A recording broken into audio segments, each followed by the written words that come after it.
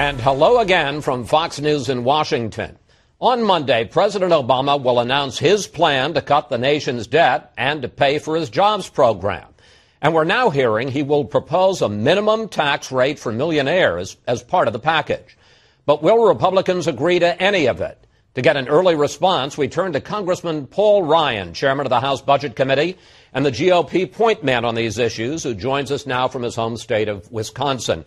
Congressman, while little has been confirmed, here's an outline of what the president is reportedly likely to announce tomorrow. Let's put it up on the screen. $4 trillion in savings, at least $340 billion from entitlement reform to Medicare and Medicaid, at least $800 billion in revenue increases, including that new plan to ensure millionaires pay at least the same percentage of earnings as middle-income taxpayers. Let's start, if we can, sir, with entitlements. Do you see anything positive about a Democratic president taking on entitlements? I sure do, but I don't know if there's anything positive in this plan. I want to keep an open mind and see what it is.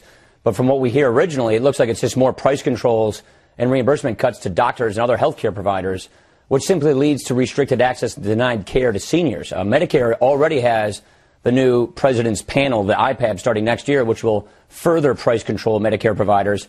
So I don't think that's going to work if that's what he's going to continue doing. The other thing on the tax side is permanent tax increases on job creators doesn't work to grow the economy. It's actually fueling the uncertainty that is hurting job growth right now. And don't forget the fact that most small businesses file their taxes as individuals. So when you're raising these top tax rates, you're raising taxes on these job creators where more than half of Americans get their jobs from in this country. So what we want to see are pro-growth economics.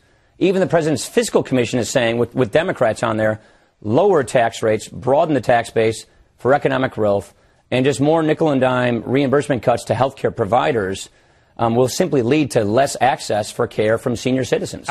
We'll get to the taxes in a minute. I want to stick on the entitlements for a moment. The Democrats have been hammering your party, have been hammering the GOP ever since they supported your plan, the Ryan plan, that would have created a premium support program, which, according to experts, some people call it a voucher plan, would have made health care costs more expensive for Medicare recipients starting in 10 years. Does the fact that the president is addressing any entitlement reform take the bullseye off the GOP's back? Well, it's constructive in that he is acknowledging that there's a big problem with these programs. And he has made that acknowledgement a couple of times now, saying they're going to go bankrupt if we don't do something to fix them. That's good. So the question then is, what's the best way to fix them? We believe the best way to fix them is not to jeopardize the access to these benefits for current seniors. Our bill says leave them alone, don't disrupt their services, and then have a new reform program for younger generations that gives them more choice, more competition. It's not vouchers. They choose among competing plans, just like they do in Medicare Advantage or the Part D benefit. And what we do is we have a strengthened program that works like the one we have in Congress so that it's actually something that's solvent. We actually make Medicare solvent, and we don't do it by restricting access to drugs, restricting access to senior care like doctors and hospitals. The problem is what the president has said he's going to do, and what his new law does is it puts 15 bureaucrats in charge of rationing prices to Medicare for current seniors. And that jeopardizes their care, and it also doesn't save the system. So what we've seen from the president so far, more price controls and rationing, no plan to save it from bankruptcy. We preserve it for current seniors, and we have a new system that works like what we have in Congress that prevents the program from going bankrupt in the first place. We think that's a better idea, but I'm glad he's actually wading into the discussion. Now let's talk about what ideas work the best. Let's turn to taxes, and there's a lot to talk about. I want to break it down into some bite-sized pieces. First of all, what do you think of that? It's all over the papers today. I guess the New York Times reported it first. This idea of a new minimum tax rate for millionaires to ensure that they pay at least the same percentage of their money that they get, their income, as middle-income taxpayers. Right. So I guess what he's saying, he's going to raise the tax on capital at ordinary income tax rates. That's raising capital gains and dividends. Look, if you tax something more, Chris, you get less of it. If you tax job creators more, you get less job creation. If you tax investment more, you get less investment. At a time when experts are telling us, including, like I said, the fiscal commission, we should lower tax rates on investment and job creation by getting rid of all the loopholes so we can create economic growth. So we think this is going in the wrong direction. Let's not forget that under current law that the president's already passed, the top tax rate on individuals and small businesses in 2013 goes to about 44.8%. So we have employers here in Wisconsin that pay that tax rate who are competing against countries that are taxing their businesses from like 16% in Canada, almost 21% going in England, 25% in China. The world taxes their businesses at about 25%, and he's saying we're going to tax these job creators at above 45% with this new tax. What it does is it adds further instability to our system, more uncertainty, and it punishes job creation and those people who create jobs. Class warfare, Chris, may make for really good politics, but it makes for rotten economics. We don't need a system that seeks to divide people. We don't need a system that seeks to prey on people's fear, envy, and anxiety. We need a system that creates job and innovation and removes these barriers for entrepreneurs to go out and rehire people. But I'm afraid these kinds of tax increases don't work. But, Congressman, this is being called the Buffett rule because it comes after Warren Buffett, the multi-billionaire owner of Berkshire Hathaway, said, I end up, because I get so much of my money from capital gains, I end up paying a lower effective tax rate than my secretary who gets her money in salary. What about the question of fairness, sir? So what he's saying, what he forgets to mention on that's a double tax. Capital gains and dividends are taxes on money that has already been taxed once before based on income.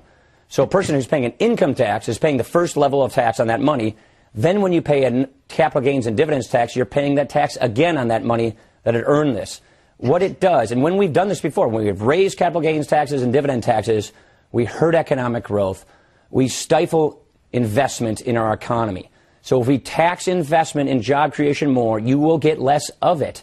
Like I said, this looks like to me not a very good sign, because it looks like the president wants to move down the class warfare path. Class warfare will simply divide this country more, will attack job creators, divide people, and it doesn't grow the economy.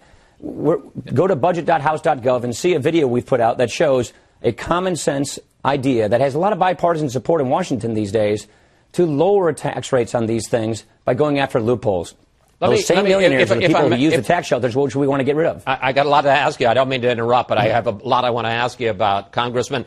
Let's take a look at the big picture on taxes. The president is proposing almost $500 billion in increased revenue to pay for his jobs plan. We're told he's likely to propose at least another $800 billion in increased revenue as part of tax reform as deficit reduction. Are you saying that Congress, and I'm talking specifically about the Republican-controlled House, won't go for any of it?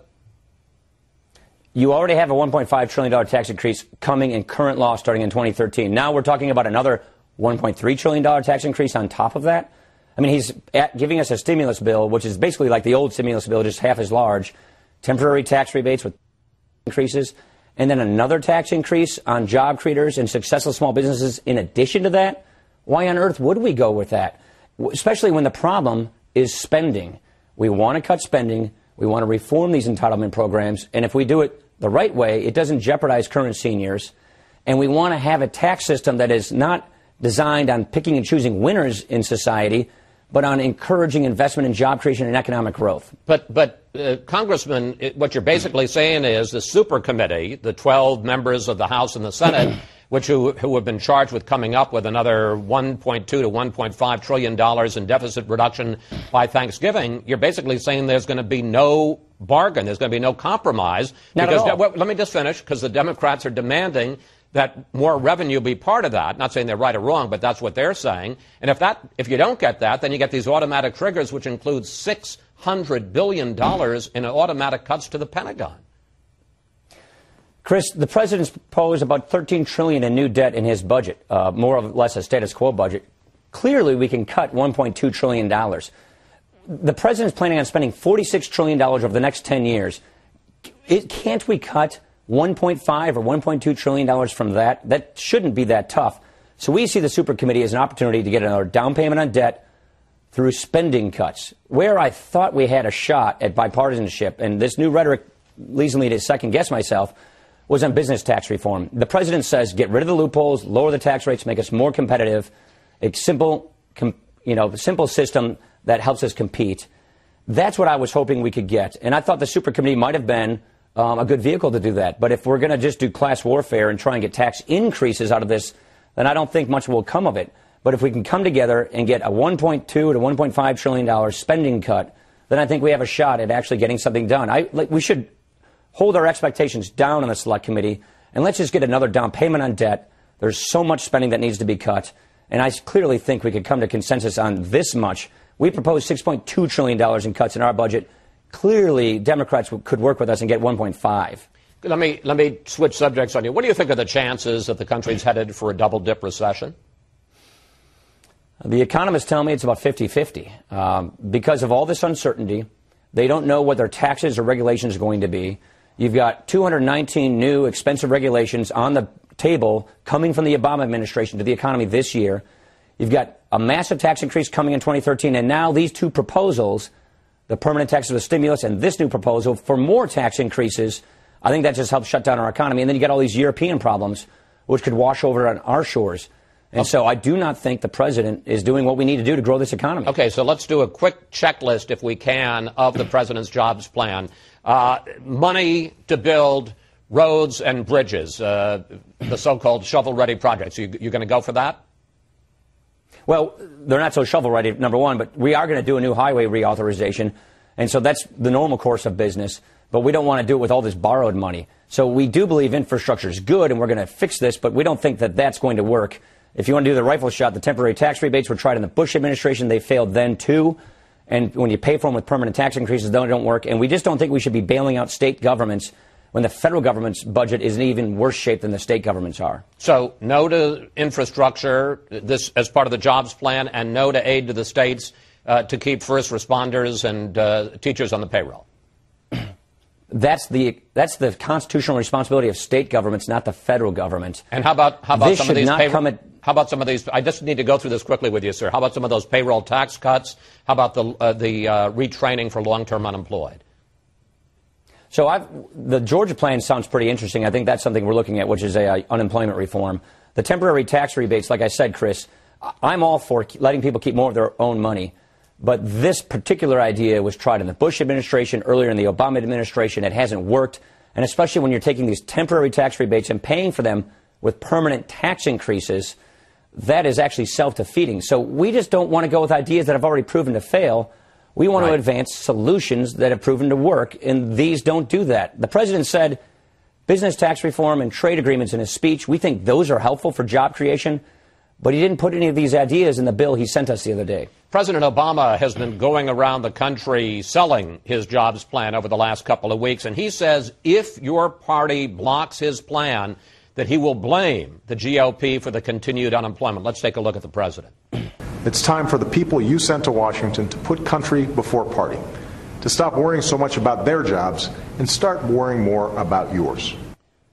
Congressman Ryan, can't he pull a Harry Truman and campaign next year against a, quote, do-nothing Congress?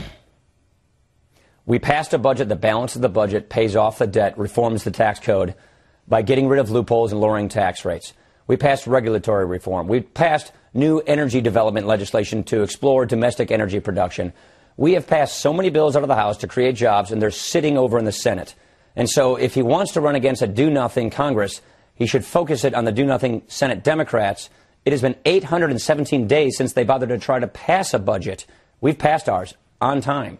And so I think we should take a look at where the problem is in Congress. I would argue it's the Senate.